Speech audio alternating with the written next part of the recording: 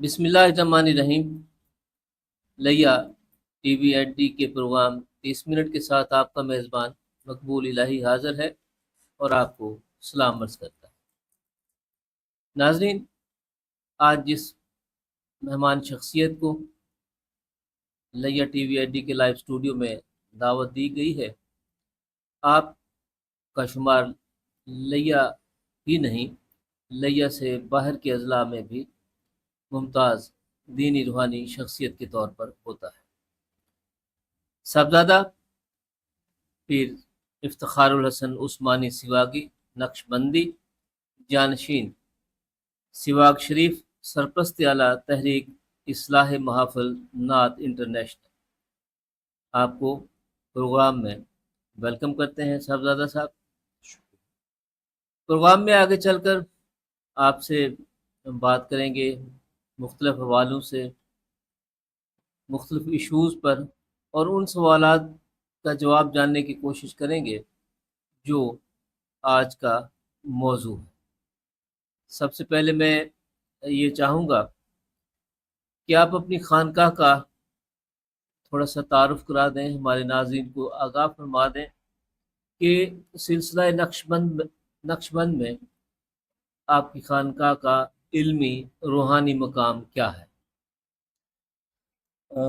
बिस्मिल्लाहिर्रहमानिर्रहीम। बहुत शुक्रिया मलिक मकबूल इलाही साहब और आपकी तमाम टीम का कि आपने मुझे मेरे माजी ज़मीर को बयान करने की वजह बने आप, और वेलकम। अल्लाह ताला आपको, आपकी सब टीम को मज़ीद अच्छा लिखने की तौफीक अता फरमाए और दिखाने की तौफीक अता फरमाए। बहुत शुक्रिया। देखें, पाकिस्तान पाक व हिंद बर सग़ीर के अंदर, जो कि मैं ये आपसे इसलिए बात कर रहा हूँ कि ये जो खानकाहों और निस्बतों को मानने वाले लोग हैं जी वो ये समझते हैं कि पाक व हिंद के अंदर जो इस्लाम फैला है वो सूफिया की वजह से फैला है। जी और चूँकि हमारा सिलसिला जो हमारा निस्बत है वो नक्शबंदिया से है, तो ये नक्शबंदी सिलसिला जो है ये पाकिस्तान के अंदर इस वक्त देखा जाए तो इसकी बुनियाद जो है खानका अहमदिया सईदिया मूसज़ई शरीफ से है। जी जैसे आप कह सकते हैं कि चिश्तिया की पाकिस्तान के अंदर महाज शरीफ में है।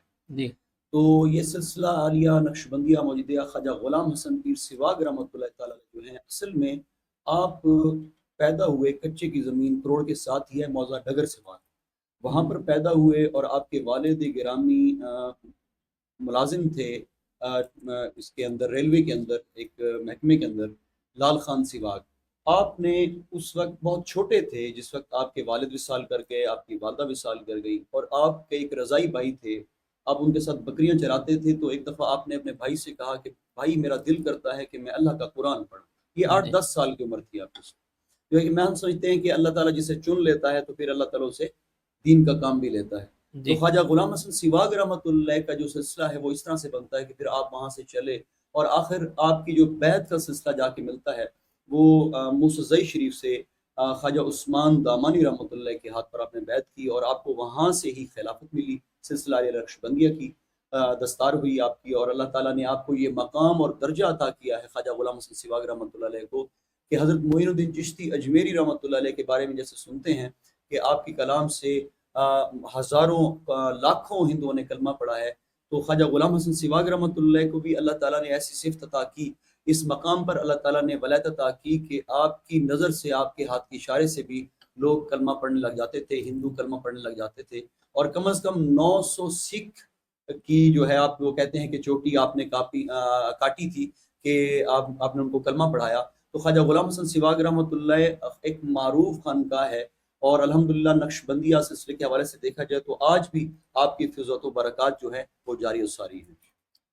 साहबजादा साहब, आपकी खानकाह से कितनी खानकाहें जुड़ी हुई हैं। जी, इस वक्त आप कह सकते हैं जो खानकाहें हैं जिनकी सही माने में जहाँ पे दीनी दरसगाहें भी हैं और फिज़ात व बरक़ात भी हैं, तो जो रनिंग पोजीशन में हैं अल्हम्दुलिल्लाह सलासल का काम भी हो रहा है, तो वो मेरे ख्याल में 10 से 12 तो ऐसी खानकाहें हैं जो इस वक्त माशाल्लाह उनके सलासल और उनके मदारिस और दीनी हवाले से तमाम जो रूहानी मामलात हैं वो जारी और सारी हैं, जिनमें आप समझ सकते हैं कि ये पीर बारूद शरीफ हो गया, और ख्वाजा असद तरीन गुजरात में हो गया, اسی طرح خواجہ غلام قاسم کمبو رحمۃ اللہ علیہ جو ڈیرسمل خان میں ہو گئے، اسی طرح شاہ والا شریف ہو گیا، اس طرح بہت ساری ایسی خانقاہیں ہیں جو غیر معروف ہیں لیکن ان کے سلسلے اور بہت وسیع نظام ان کے ادارے اور مدارس چل رہے ہیں چل رہے ہیں۔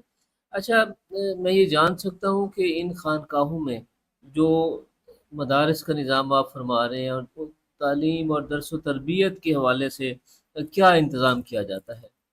جی سواق شریف کے اوپر میں یہ سمجھتا ہوں کہ الحمدللہ کیونکہ ہم چونکہ خود خانقاہ سے وابستہ ہیں جی تو ہم پاکستان کے اندر خانقاہوں کے نظام کو دیکھتے ہیں، تو میرے خیال میں جو سب سے بہترین فیوزات و برکات جسے ہم فیضان کہتے ہیں کسی خانقاہ کا، کسی صاحب مزار کی درگاہ کا جو فیضان ہوتا ہے وہ دراصل قرآن و حدیث کا فیضان ہے۔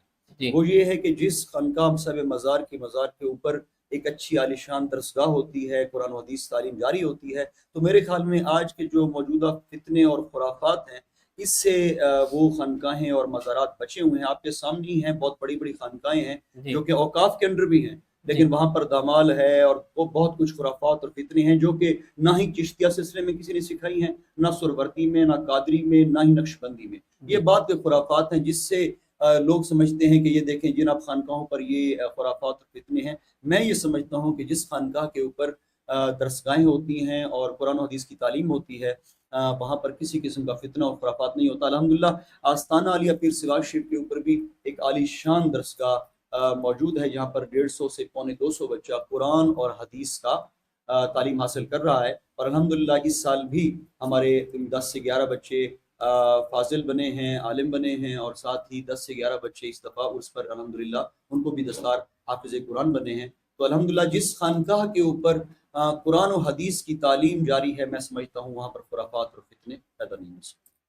اچھا، کیا پھر ہم یہ کہہ سکتے ہیں کہ جہاں جن کی طرف آپ نے نشاندہی کی ہے کہ جہاں خرافات اور فتنے ہیں وہاں اس طرح کا ایک تعلیمی اور تدریسی نظام نہیں ہے جس طرح کہ آپ کے پاس ہے؟ دیکھیے جی میں یہ سمجھتا ہوں کہ اور بہت ساری خانقاہیں ایسی ہیں، جی یعنی میں اب نام نہیں اٹھاتا جی لیکن آپ کو یہ بتاتا چلوں بہت ساری خانقاہیں ایسی ہیں کہ جہاں پر بہت بڑا دربار ہے، خانقاہوں کے سجادگان بھی ہیں، لیکن وہاں پر ادارے اس لیول کے نہیں ہیں۔ میں یہ جی سمجھتا ہوں کہ اللہ نے جو ہمیں دیا ہے، ہم اللہ تعالیٰ نے ہم پر جو کرم کیا ہے، باپ دادے سے جو دیا ہے، یا جو مریدین کا ایک سلسلہ جو خدمت کرتا ہے، تو وہ ذاتی ہم یہ سمجھتے ہیں کہ ہم اپنی چیزوں پر نہیں لگاتے بلکہ ہم دین اداروں پر، اور یہ صرف ایک ادارہ نہیں چل رہا، ہم الحمدللہ بہت سارے ادارے چلا رہے ہیں جس کی وجہ سے ہم نے اپنے تمام سلسلے کے مریدین کو اسی سائٹ پر لگایا ہوا ہے کہ وہ دربار پر دینے کی بجائے اس ادارے کو یعنی پروموٹ کریں اور اس کی خدمت کریں تاکہ دینی کام چلتا رہے۔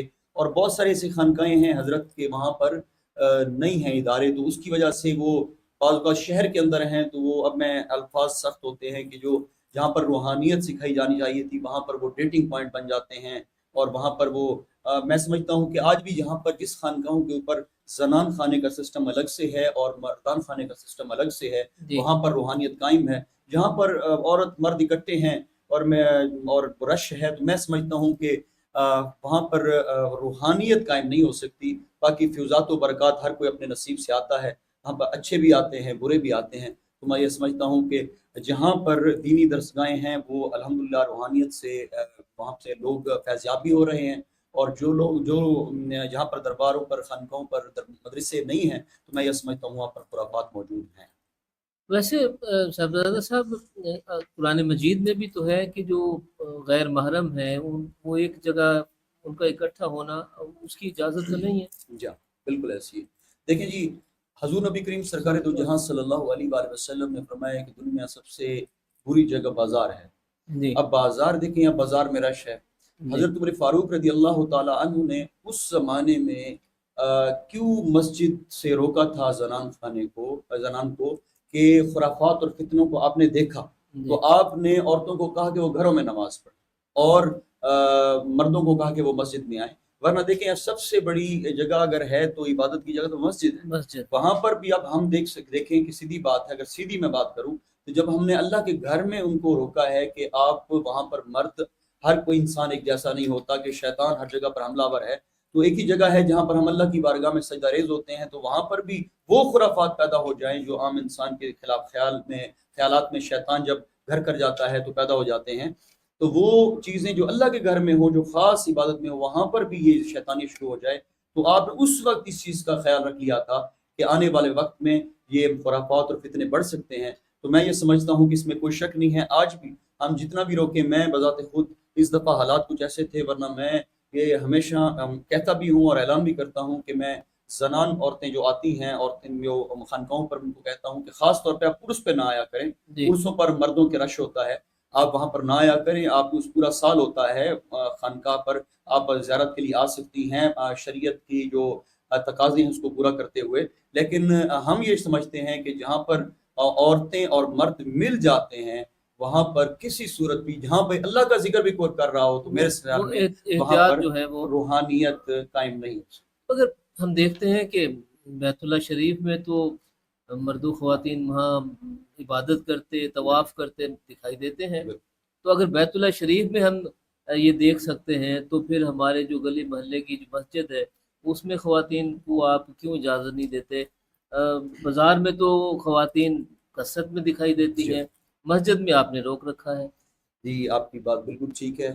دیکھیں، اللہ تعالیٰ کا گھر ہے جی خانہ کعبہ، اب خانہ کعبہ کا جو مقام ہے یا اس کے حکم ہیں وہ کچھ الگ سے ہیں، اس میں کوئی شک نہیں جی کہ یہاں پر پردے کا حکم ہو رہا ہے، جی وہاں پر کہہ رہے ہیں چہرہ کھول دیں، جی تو یہ کوئی شک نہیں ہے کہ وہ جو امپلیمنٹ ہو رہے ہیں حکم وہ ایک الگ سے ہیں، وہ اللہ کے خاص خاص حکم ہیں۔ جی یہاں پر یہ ہماری اپنی کوتاہی ہیں، سیدھی بات ہے، جی یہ اس میں ہماری اپنی کوتاہی ہیں کہ مسجد، وہی میں بتا رہا ہوں کہ آج خرافات اتنے ہیں، دماغ موبائلوں پر لگے ہیں، گند دیکھ رہے ہیں تو اس کے بعد فوراً وضو کر کے مسجد میں جاتے ہیں، تو وہ خرافات اور فتنے تو دماغوں میں موجود ہیں، تو ہم یہ سمجھتے ہیں کہ وہ اسی تناظر میں اس وقت میں حضرت عمر فاروق رضی اللہ تعالیٰ نے دیکھا، ایسے لوگوں کو دیکھا کہ وہ سمجھ رہے تھے کہ مرد اور عورت کا اکٹھا ہونا اس جگہ پر صحیح نہیں ہے، تو اس وقت آپ نے منع فرما دیا۔ جی تو ہمیں یہ سمجھتا ہوں کہ بازار میں جانا کو ہم اچھا نہیں سمجھتے، جی اب جو بھیجتے ہیں کرتے ہیں، جو آج تو ذریعہ، میرے خیال میں آج تو بہت ذریعہ ہے کہ نہ بھی جائیں تو آپ کے گھر میں، گھر کی دہلیز پر سب کچھ آ سکتا آ ہے، سکتا تو یعنی میرے خیال میں میں یہ سمجھتا ہوں کہ جتنا انسان بچ سکتا ہے وہ بچے، اور ان خرافات اور فتنوں سے، کیونکہ ہم تو خانقاہ والے ہیں، ہمیں تو اس چیز پر بہت سارے سوالات اٹھتے ہیں کہ جب درباروں پر عورتیں بھی آتی ہیں، مرد بھی آتے ہیں، تو میں یہ سمجھتا ہوں الحمدللہ خانقاہ عالیہ پیر سواشی پر کوئی بھی کسی وقت بھی تشریف لے آئے، میرے خیال میں آپ اس کو کوئی کسی قسم کا آپ کو خرافات اور فتنے نظر نہیں ہیں۔ شہزادہ صاحب، ہمارے جو دینی مدارس ہیں ان میں کام کرنے والے جو اساتذہ کرام ہیں، حکومت نے ان کی 10,000 روپے مشاہرے کا اعلان کیا ہے، آپ اس اعلان پر کیا تبصرہ کرتے ہیں اور کیا کن الفاظ میں آپ رائے کا اظہار کرتے ہیں؟ دیکھیں، میں یہ سمجھتا ہوں کہ چلیں، خیال تو آ گیا، جی خیال تو آ گیا اماموں کا، خطیبوں کا، دینداروں کا، حکومت والوں کو یہ سوچنا چاہیے کہ اگر یہ احسان کر بھی رہے ہیں تو چلو خیال آ گیا، پھر بھی اپریشیٹ کرتے ہیں، لیکن اگر یہ کرنا ہی ہے تو پھر صحیح طریقے سے خدمت کیجئے، کہ مطلب یہ ہے کہنے کا کہ ان کے بجلی فری کر دیجئے، ان کے جو مزدور تقریباً 1200 ہزار لیتا ہے، 30,000 روپیہ تو مزدور لیتا ہے، ایک تو کم از مزدور کم، کی جو کم از کم ہاں اجرت ہے وہ ہاں 40,000 مقرر کی گئی۔ ہاں 40,000 کم از کم اتنی مقرر کی جائے، اور جی ساتھ ساتھ ان کے بچوں کی بھی تعلیم فری کی جائے، ان کے ٹرانسپورٹ کا خیال کیا جائے، اگر اپنے امام کی خدمت کرنی ہے تو پھر اس کا معیار اور اس کا جو مقام ہے اس کے درجے کے مطابق اس کو عزت دی جائے، تاکہ وہ عزت محسوس کرے، یہ تو پھر زیادتی ہوگی، میں یہ سمجھتا ہوں کہ صرف 10,000 روپیہ دے دینا، اگر یہ کر رہی ہے تو اچھا کام ہے، لیکن اس سے کم از کم 40,000 کر دیں۔ مہنگائی کے اس دور میں جی 10,000 اونٹ کے منہ میں زیرہ کے برابر ہے۔ بالکل، اور اس کے ساتھ یہ بھی کہنا چاہوں گا کہ جی یہ اگر دینا بھی چاہ رہی ہے تو یہ سمجھ رہے ہیں کہ پھر ہم اپنی مرضی سے خطبہ دلوائیں گے، یا جی ایسے نہیں ہو سکتا، آپ بے شک یہ ان کو ان کی عزت کے افزائی کے لیے آپ ان کو پیش کر سکتے ہیں، لیکن جو بھی جو قرآن حدیث کی تعلیم دے رہے ہیں وہ آزادانہ انشاءاللہ العزیز اپنی جو خطابات دیتے رہیں گے، اس سے کوئی باؤنڈ نہیں ہوگا، لیکن آپ کی جو یہ آپ عزت دے رہے ہیں تو انشاءاللہ ہم چاہتے ہیں کہ اس کی تنخواہوں کو، ان کے مراد کو بڑھائیں، تو انشاءاللہ علماء اکرام اس کو ایکسیپٹ کریں گے۔ آپ کی فیملی کا زیر علیہ کی سیاست میں بڑا گہرا تعلق ہے، آپ بھی کوئی ارادہ رکھتے ہیں کہ آنے والے دنوں میں آپ عوامی سیاست اور الیکشن کب میں حصہ لیں؟ دیکھیں میں بذات خود میرا ایک جو میری ذمہ داری ہے وہ ہے روحانی حوالے سے تعلیمی ادارے سسٹم سارے جو مذہبی ہمارے سسٹم سارے ہیں جی خانقاہ کے میں میرے بڑے بھائی ہیں پورا ڈسٹرکٹ جانتا ہے، میرے خیال میں پورا ملک جانتا ہے اس وقت، وہ سید محبوب الحسن صاحب جی وہ پولیٹکس میں ہیں، وہ بھی ابھی لوگوں کی خدمت خلق کر رہے ہیں الحمدللہ، جتنی ان کی ہو سکتی ہے وہ اپنی سیاست کر رہے ہیں۔ تو اگر وہ کہتے ہیں کہ کبھی ضرورت پڑی تو نہ ہم نے نہیں کی، لیکن ابھی حصہ لے سکتے۔ اس ٹائم کوئی ایسا خیال نہیں۔ تحریک پاکستان میں علماء مشائخ کا کردار ناقابل فراموش رہا ہے، مگر استحکام پاکستان میں علماء مشائخ مختلف پارٹیوں اور مختلف حصوں میں بٹے ہوئے ہیں، ایک پلیٹ فارم پر دکھائی نہیں دیتے۔ آپ کے نزدیک اس کی وجہ کیا ہے؟ مقبول الہی صاحب، اب آپ نے وہ بات چھیڑی ہے، وہ درد دل جس کا میں آپ کو جامع انداز میں ایک بات بتا دوں۔ جی اتحاد اہل سنت پاکستان میں ایک نظریے، ایک عقیدت اور ایک فکر پر ہو سکتا ہے۔ آپ کہیں کہ میں ہر جگہ پر ہاتھ لگاؤں، ہر جگہ پر منہ لگاؤں، ہر جگہ پر بیٹھوں، یہ ممکن نہیں ہے۔ آپ کو ایک کو لیڈ کرنا پڑے گا، اپنے عہدوں کو چھوڑنا پڑے گا، اپنے آپ کی میں مارنی پڑے گی، انا کو ختم کرنا پڑے گا، اور فکر رضا میں نے پہلے دن سے کہا تھا کہ اہل سنت آج اگر قائم ہے جی تو ہم مجدد پاک اور اعلی حضرت کی فکر پر اگر اکٹھے ہو جائیں تو میرے خیال میں جو 70% پاکستان کے اندر اہل سنت ہے یہ اس عقائد پر اکٹھی ہو جائے تو میرے خیال میں اس سے بڑی طاقت کوئی ہو نہیں سکتی۔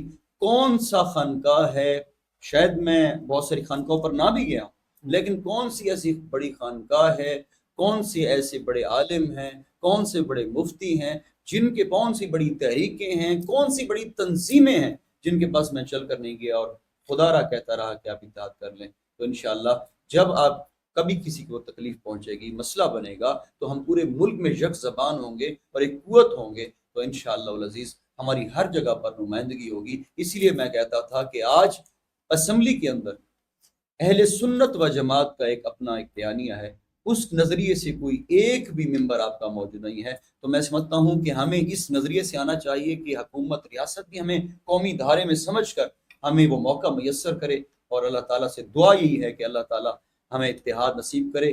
میں اس چیز کی زیادہ وضاحتیں نہیں کر سکتا کیونکہ بہت سارے ہماری میٹنگز، بہت سارے اتحاد کے جلسے جلوس اور ہمارے بیٹھکیں ہو چکی ہیں، اور کون پیچھے ہٹا ہے، کون نہیں آ رہا، کس نے کیا کہا ہے، یہ طویل باتیں ہیں۔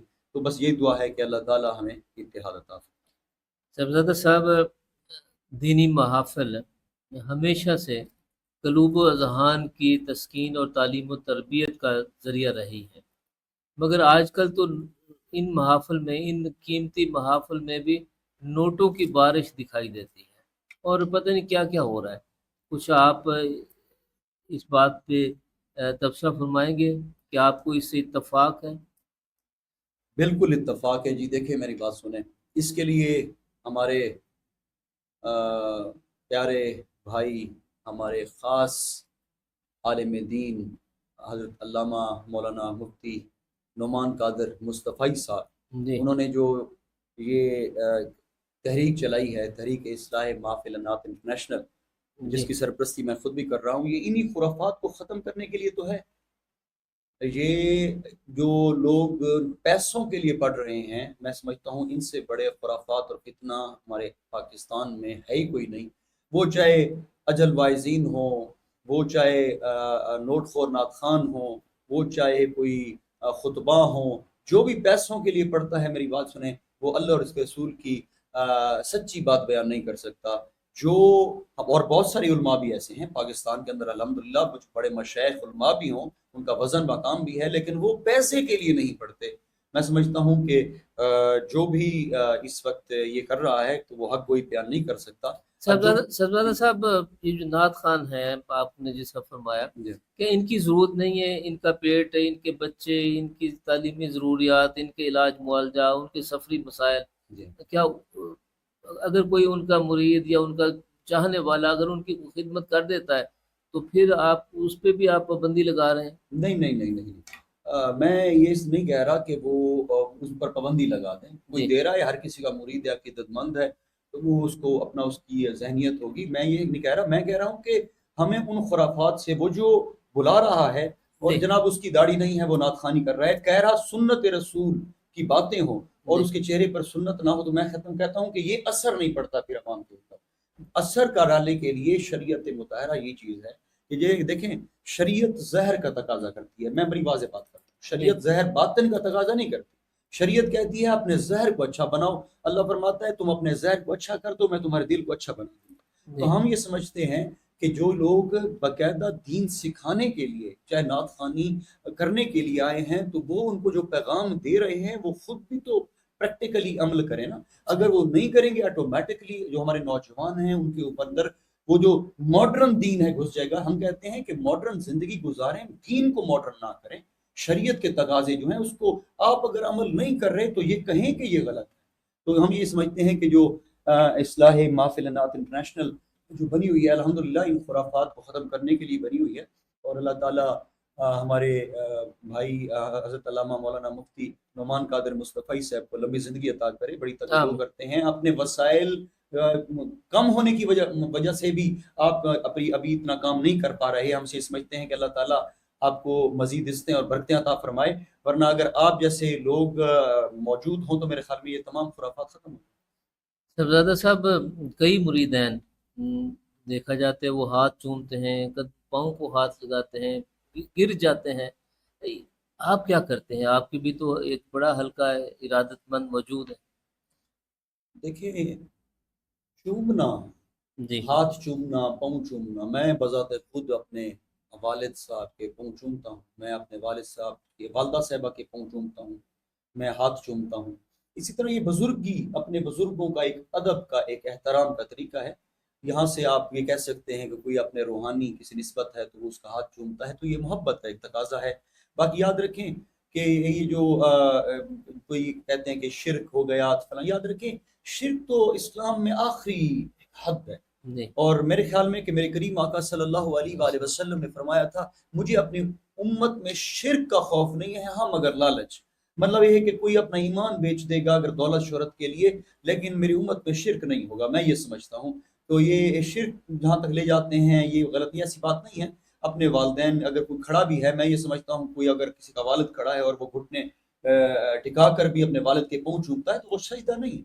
सजदे के लिए आपको माथे का लगना और ये नाक का लगना ज़रूरी है। हत्ता कि ये सजदा आप मोहम्मद अरबी सरकार दो जहां सल्लल्लाहु अलैहि वसल्लम आपकी मज़ार अनवार पर भी ताज़ीमन नहीं कर सकते। यानी सजदा तो मुमकिन ही नहीं है खुदा के अलावा। चूमना तो ये एक मोहब्बत की निशानी है। ये तो अपने बुजुर्गों को, अपने चचा को, अपने दादा को, कोई भी आ गया है तो उसके भी अपने हाथ चूम लिए हैं, तो वो मोहब्बत का इत्तेफाक ठीक है। आपकी खानका अपने मुरीदैन की इस्लाह और तरबियत के लिए कोई तालीम और तरबियत का कोई इंतज़ाम रखती है, कोई गाइडलाइन उनको किस तरह फराहम करते हैं? जी, नवाज शरीफ के हवाले से। जी जी जी बिल्कुल, अल्हम्दुलिल्लाह। मैंने यार पहले अर्ज़ की कि अल्हम्दुलिल्लाह मेरे पास तकरीबन इस टाइम 60 तालिब इल्म दरस इस्लामी के हैं जो मुख्तलिफ मतलब किताबें पढ़ रहे हैं। और इसी तरह आप कह लें कि तकरीबन 100 बच्चा मेरे पास कुरान हिफ्ज़ व नाज़रा का पढ़ रहा है। तो अल्हम्दुलिल्लाह इसकी तमाम जो तालीम है वो ज़ाहिरी तकाज़े शरीयत के अल्हम्दुलिल्लाह अमाम सर पर होते हैं। और दाढ़ी यानी इतनी सख्ती इस तरह से उनको मोटिवेट किया जाता है कि उनको ज़बरदस्ती नहीं करनी पड़ती, बल्कि वो शरीयत पर खुद ब खुद अमल कर लेते हैं अल्हम्दुलिल्लाह। और साथ-साथ जो जदीद तालीम के हवाले से है, वो ये है कि मैं पहले मैट्रिक पास बच्चे लिया करता था, अब मैं मिडल पास बच्चे लेता हूँ, अब प्राइमरी भी ले लेता हूँ, क्योंकि बच्चे बेचारे पढ़ना चाहते थे यहाँ पर, जी यानी दीन इस्लाम की जो तालीम है उसको हासिल करना चाहते थे। लेकिन अब हमारे पास अल्हम्दुलिल्लाह मैट्रिक भी बच्चे कर रहे हैं, दरसामी भी कर रहे हैं। साथ ही एफए, बीएस और बीए जो पिछला स्टाइल था, जो तरीकाकार था, वो बीए वाले कुछ एक दो बच्चे भी रह गए हैं हमारे पास, लेकिन ज़्यादातर बच्चे जो हमारे हैं वो दरसामी के साथ बीएस भी कर रहे हैं। लेकिन अल्हम्दुलिल्लाह इस पर मैं आपको ये वाज़ेह करता चलूँ जी कि जो लोग कहते हैं ना नजराने लेते हैं पीराने उज़ाम और जनाब ये वो करते हैं, एक घर का खर्चा चलाना بڑا مسئلہ ہے آج. جی لیکن ہماری اپنی بھی الحمدللہ ثم الحمدللہ اللہ تعالیٰ نے اپنی زمیندارہ دیا ہے جس پر یہ خانقاہ محتاج نہیں کھڑی. لیکن جو نذرانی نظام ہے نا، یہ اپنی اس پلیٹ فارم سے بتانا چاہتا ہوں، آج 2016 سے لے کر انتظامی کا نظام میں نے چلایا ہے، قرآن پاک کا ایک وسیع نظام بنایا ہے. آج تک کوئی بچہ جو دربار شریف پر 2016 سے لے کر 2025 تک اب تک پڑھ رہا ہے، کوئی ایک بچہ بھی ایسا نہیں کہہ سکتا کہ میں نے گھر سے 1 روپیہ بھی لے کر آیا ہوں. پینسل تک دربار شریف کا ادارہ اسے مہیا کرتا ہے. جی اس کے داخلے بی ایس کے تک داخلے اسکالرشپ کا ادارہ مہیا کرتا ہے. اور پھر حتیٰ کہ ان کی جو کتابیں ہوتی ہیں وہ بھی ادارہ مہیا کرتا ہے. درس نظامی کے جو داخلے ہیں وہ بھی ادارہ مہیا کرتا ہے. لیکن میں سمجھتا ہوں کہ پاکستان جنوبی پنجاب میں کوئی ایسا ادارہ نہیں ہوگا کہ وہ دینی دنیاوی تعلیم اور حتیٰ کہ گھر کا کرایہ بھی نہ ہو تو وہ مہیا کر دیتا ہے. تو میں سمجھتا ہوں الحمدللہ یہ مریدوں کو بھی یہ پیغام ہے کہ آپ کے تمام نذرانے جو ہیں وہ ان ہمارے اداروں میں جا رہے ہیں. الحمدللہ یہ آپ کے سکون، آپ کے دل کو انشاءاللہ راحت بخشیں گے انشاءاللہ. قبلہ یہ بتائیے کہ آپ کے جو بی ایس کلاس ہے یہ پھر کس کے ساتھ منسلک ہے، اور اب تک کتنے طلبہ جو ہے وہ پاس کر چکے ہیں؟ جی تقریباً ہمارے میرے خیال میں 5 سے 6 بچے میرے پاس جو ہے وہ بی ایس اور درسگامی کر گئے ہیں یہاں سے، جو ہم نے جب سے یہ کام شروع کیا ہے. اور یہ جو ہے ہم ٹرین کرتے ہیں پرائیویٹ طریقے سے، کوئی اوپن سے کر لیتے ہیں جی کیونکہ ہمارے پاس درسگامی کی جو ٹائمنگ ہے وہ بہت وسیع ہے، اس میں ٹائم نکالنا، لیکن ساتھ بچوں کو دنیاوی تعلیم بھی دینا ضروری ہے، وقت کا تقاضا ہے. جی تو ہم نے یہ ایک سسٹم بنایا ہے کہ آن لائن بچوں کو ہم نے نیٹس پرووائڈ کر دیا ہے. وہ جب ان کے 2 لیکچر ہوتے ہیں جس ٹائم پہ وہ لیکچر بھی اسلام آباد سے یا جو لاہور سے جنہوں نے لینے ہوتے ہیں وہ لیکچر لے لیتے ہیں، لیکن ان کی وہ تمام تر جو تعلیمی دنیاوی تعلیمی کی جو بھی اخراجات ہیں الحمدللہ ہم وہ ان کو پرووائڈ کرتے ہیں پرووائڈ کرتے ہیں. اور on line education on line. طالبات کا بھی آپ کے پاس بندوبست ہے؟ جی ہم وہ میرے کزن ہیں صاحبزادہ فیض الحسن صاحب کے بیٹے ہیں صاحبزادہ وسیم الحسن صاحب. انہوں نے ایک ان کی جو زوجہ ہیں وہ ادارہ بنایا ہوا ہے، اور وہ ماشاءاللہ وہاں پہ 100 بچی زیر تعلیم ہے، وہ بھی درس نظامی کی دینی دنیاوی تعلیم وہ بھی وہ اخراجات کر رہے ہیں. ان کے جو مدرسین ہیں طالبات کے جی وہ مرد ہوتے ہیں نہیں یا جی وہ زنانہ، خواتین وہ ہوتی ہیں؟ خواتین. ٹھیک ہے. اچھا، آپ کے جو اخراجات ہیں، تعلیمی اخراجات اور باقی سارے جن کا آپ نے بڑا ذکر فرمایا، جی یہ آپ نذرانوں کے علاوہ آپ کے پاس کیا ذرائع ہوتے ہیں؟ دیکھیں مین ذرائع ہیں وہی ہماری وہ خانقاہ نہیں ہے کہ ہمارے یہ جو مرید آ رہے ہیں ہمارے سارے نظام سے چل رہے ہوں. جی ہماری خانقاہ الحمدللہ اوقاف والے آئے تھے یہاں پر، وہ اللہ حضرت صاحب نے فرمایا پڑا ہے ہمارے اخراجات دیکھ لیجیے، اور ہماری اپنی زمین ہے، خانقاہ اپنی زمین پر بھائیوں کی زمین جائیداد بڑھ چکی ہے، تو اس میں کوئی اختلاف نہیں ہے. تو اگر آپ چلانا چاہتے ہیں چلائیں. تو لیکن اوقاف واپس چلی گئی تھی کیونکہ ان کو پتہ چل گیا تھا یہ تو کمائی کا ذریعہ ہی نہیں ہے. تو جی ہماری خانقاہ کوئی ڈیپینڈنٹ نہیں ہے مریدوں کے نذرانوں کے اوپر الحمدللہ. پیر سواگ رحمۃ اللہ اپنی اولاد کے لیے اتنی زمین چھوڑ گئے تھے کہ وہ پیر سواگ فرماتے تھے کہ مرید نے پوچھا کہ حضور آپ کی زمین اتنی ہے، آپ تو فقیر بندے ہیں.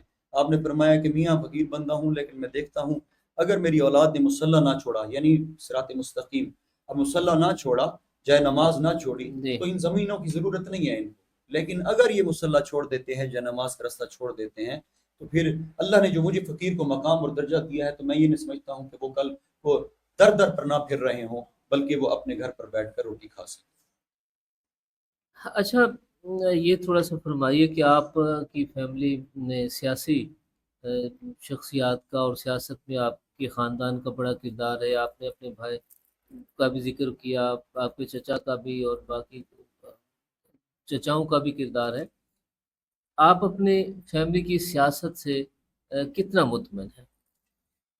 دیکھیں میں اپنی خاندان کی سیاست سے مطمئن ہوں کیونکہ الحمدللہ آج میرا بھائی ایک اس معیار پر ہے، اور ایسا نہیں ہے کہ ایک نوجوان جیسے آج گھس جاتے ہیں سیاست کے اوپر. جی میرے بھائی نے آج میرے بھائی کو سیاست میں 18 سال کا وہ تھا تو میرے خیال میں آج 22-23 سال ہو چکے ہیں، 24 سال. تو چھوٹا سا لڑکا تھا کہ وہ پولیٹکس میں گھسا تھا، اور آج وہ رگ رگ سے واقف ہے سیاست کی، وہ منجا ہوا سیاستدان ہے.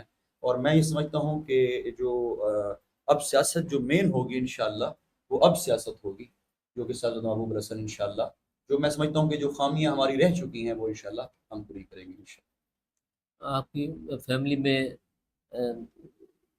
जो एक मरकज़ी शख्सियत है वो ज़ाहिर है दरबार सिवाग शरीफ रहमतुल्लाह अलैह है। जी उनकी शख्सियत और उनका जो रूहानी खिदमात का जो सिलसिला है उसको आज के जो जदीद तकाज़े हैं, असर हाज़िर के जदीद तकाज़े, उनके साथ हम किस तरह जोड़ सकते हैं?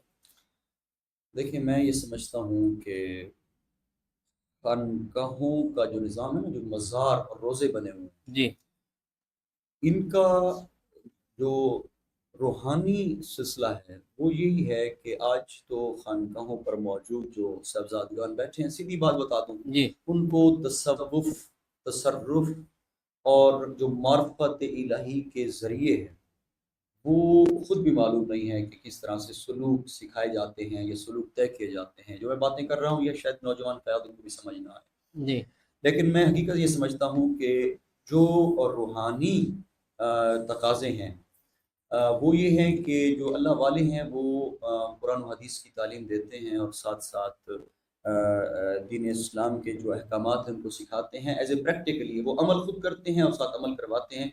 बताने से ज़्यादा तो उनके अमल से लोग यानी वो हो जाते हैं, आप ये समझ लें कि इम्प्रेस हो जाते हैं। जी, तो आज जो नौजवान जो मौजूद हैं वो ये समझते हैं कि हमें कुछ दिखाएँ तो हम ये समझें कि रूहानियत है। जी, वरना याद रखें कि हमने अल्लाह को नहीं देखा, हाँ जी, हमने आज ज़माने में रसूल अल्लाह को नहीं देखा, सल्लल्लाहु अलैहि वसल्लम, जी, सल्लल्लाहु अलैहि वसल्लम। हमने हमने फरिश्तों को नहीं देखा, हमने जन्नत को नहीं देखा, जी, हमने जहन्नम को नहीं देखा। हमारा ईमान है इन सब पर।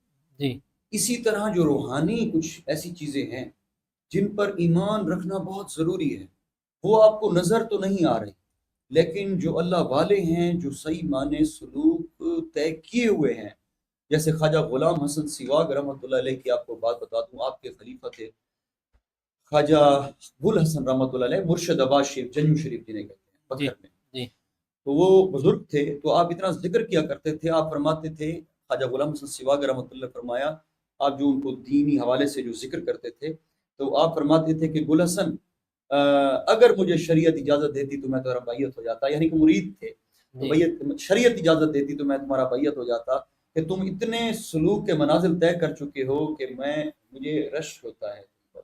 सही, यानी मकसद ये था, तो ये ही अल्लाह वाले सिखाया करते थे। जी, फज़्कुरूनी अज़्कुर है ना, ये अल्लाह फरमाता है तुम मेरा ज़िक्र करो, मैं जी, तुम्हारा ज़िक्र करूँगा। जी, और ये अल्लाह का ज़िक्र है ना, ये अल्लाह का जो बंदा है वो तो ज़िक्र करके ज़मीन में चला गया है। अब वहाँ पर भी वो अल्लाह का ज़िक्र भी करेगा, अल्लाह के पास खाएगा, पिएगा। हम उस दुनिया को नहीं जानते, उन आलम को नहीं पहचाने, हमें बताया गया है, हम उसको देख नहीं रहे। लेकिन जो अब अल्लाह का ज़िक्र था वो ये है कि वो चाहे तसनीफ़ की हालत में हो, चाहे वो ज़बान की हालत में हो, जी, वो किसी भी तरह से अल्लाह ताला उसके ज़िक्र को इंशाअल्लाह वल अज़ीज़ क़यामत तक कायम रखेगा। इसका मतलब ये है। माशाल्लाह साहबज़ादा साहब, बहुत खुशी हुई आप प्रोग्राम में तशरीफ़ लाए। आपने लिया टीवी आईडी के नाज़रीन से गुफ्तगू फरमाई। गोश। हमारे प्रोग्राम का वक्त ख़त्म हुआ। तो हमारे नाज़रीन के नाम आप कोई पैगाम देना चाहें? जी, मैं आपके प्लेटफ़ॉर्म से एक ही बात करना चाहूँगा कि देखें, ख़ानकाहों को जिस तरह से इलेक्ट्रॉनिक मीडिया और सोशल मीडिया दिखाता है, यकीन मानें ऐसा नहीं है। बाज़ बात खुराफ़ात और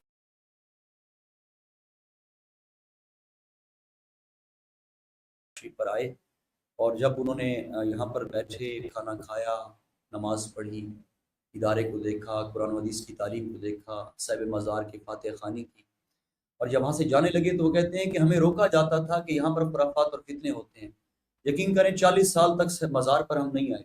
जी, मज़ारों पर नहीं गए कि हमें कहते हैं दरबारों पर खुराफात और फितने और बिदअत होती हैं। वो कहते हैं हमने बड़ी जगहों पर जनाब सफ़र किया है, लेकिन ऐसी रूहानियत हमें हासिल नहीं हुई जैसे ख्वाजा गुलाम हसन सिवाग रहमतुल्लाह की मज़ार पर खड़े होकर हमें महसूस हुई है। तो मैं ये समझता हूँ कि ये दूरियाँ ख़त्म करनी चाहिए और इत्तफ़ाक़, इत्तेहाद करना चाहिए, और ख़ास तौर पे जो नौजवान क़यादत है उनको कहता हूँ कि अपने बातिन से भी पहले मैं ये समझता हूँ अपने ज़हर की फ़िक्र करो, अपने ज़हर को खूबसूरत बना दो, इंशाअल्लाह अल्लाह ताला तुम लोगों के दिलों को खूबसूरत बना देगा। बहुत बहुत शुक्रिया। शुक्रिया साहबज़ादा पीर इफ्तिखारुल हसन उस्मानी सिवागी साहब, आप لیا ٹی وی ایچ ڈی کے پروگرام 30 منٹ میں تشریف لائے، ہمارے ناظرین سے آپ نے گفتگو کی۔ پروگرام کی طوالت کی وجہ سے میں اپنے تمام ناظرین سے معذرت چاہتا ہوں جنہوں نے آپ کے نام پیغام، آپ کے پروگرام کو پسند کیا، کہ میں ان کا نام انشاءاللہ آپ سے دوبارہ نشست کریں گے، جلدی پروگرام منعقد کریں۔ ناظرین، یہ پروگرام آپ تک پہنچا رہے تھے پروڈیوسر